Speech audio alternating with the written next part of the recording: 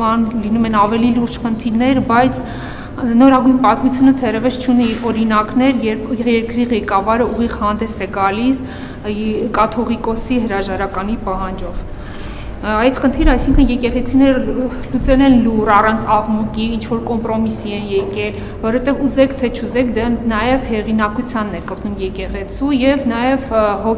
մարդկանց հոգևոր զգացմունքներն է վիրավորում։ Ըստ այդմ ինձ հետաքրքիր է, դուք մինչև այս հարցը հրապարակայնացնելը փորձեր արել եք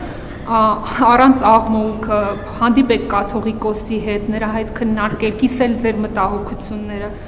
որովհետև ամեն դեպքում դա մեր հայ առաքելական եկեղեցու հեղինակությանն է վնասում եւ իդեպ ասեմ ես AI-ին դիմեցի այս հարցով, այն ինչ լուծում կարող է ունենալ այս խնդիրը։ Սուրբ եկեղեցու հետևորդների, այդ թվում իմ հոգևոր զգացումները, ես ընդհանրապես հրապարակային գործիչ եմ եւ կուլիսային գործելակերպը չի մտնում իմ աշխատավոճի եւ գործելավոճի մեջ եւ ես թափանցիկ կերպով արտահայտում եմ այն, ինչ որ արդեն ասացի եւ ես կարծում եմ, որ հայաստանյան առաքելական Սուրբ եկեղեցուն ոչինչ ավելի մեծ վնաս չի հասցնում, ինչքան Կտրիչ Ներսյանի ներկայությունը եւ ոչ միայն Կտրիչ Ներսյանի մայր աթոռում։ Դուք նշեցիք, որ եղել են դեպքեր,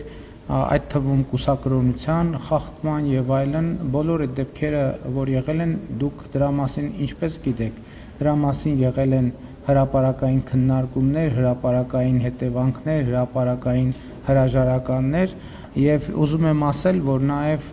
ժանրը, որը դուք ձևակերպեցիք, կարծում եմ որոշակի բովանդակային ճշգրտման կարիք ունի եւ մենք ոչ թե ուղակի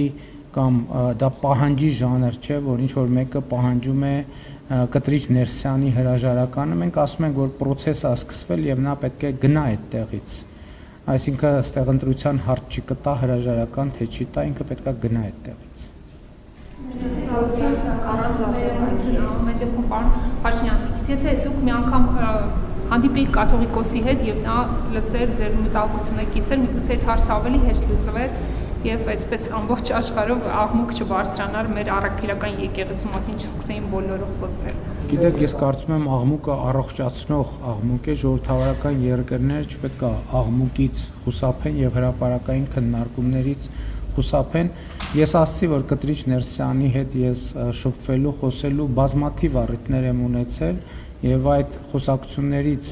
իմ ստացած տպավորությունն է, այդ թվում իմ համոզման պատճառը, որ նրա ներկայությունը Մայր աթոռ Սուրբ Էջմիածնում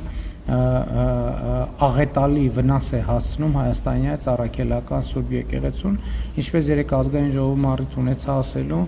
իմ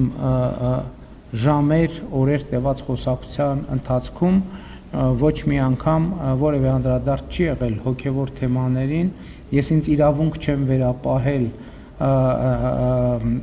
իր ներկայությամբ ինքս այդ թեմաներին անդրադարձ կատարեմ,